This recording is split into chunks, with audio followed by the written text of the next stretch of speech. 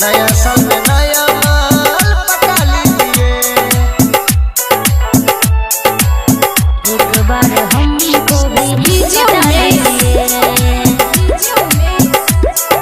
सुखीपुर बाजार।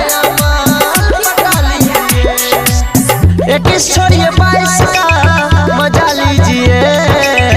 21 छोड़िए 22 का मजा लीजिए। नया साल में नया माल पटा लीजिए। नया साल में नया माल पटा लीजिए। नया दिन नया साल का मजा लीजिए। नया दिन नया साल का मजा लीजिए।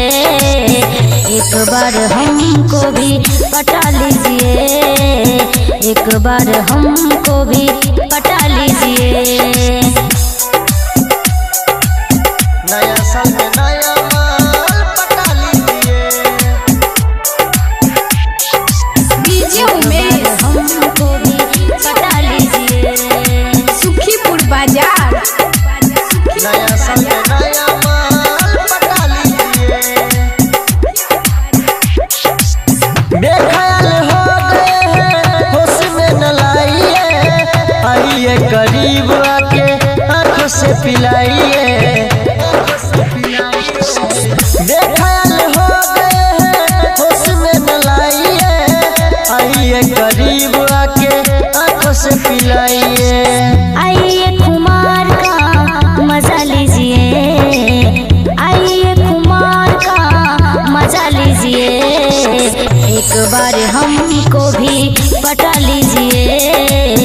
एक बार हमको भी पटा लीजिए। नया साल में नया माल पटा लीजिए। डीजे उमेश हमको भी पटा लीजिए। सुखीपुर बाजार। नया साल में नया माल पटा लीजिए। मस्तियाँ है बेखुदी है चाहतों का जाम है। ना तो कोई बेबसी है ना तो कोई काम है। मस्तियाँ है बेखुदी है चाहतों का जाम है। ना तो कोई बेबसी है ना तो कोई काम है। दिन है शनिवार का मजा लीजिए। दिन है शनिवार का मजा लीजिए। एक बार हमको भी पटा लीजिए। एक बार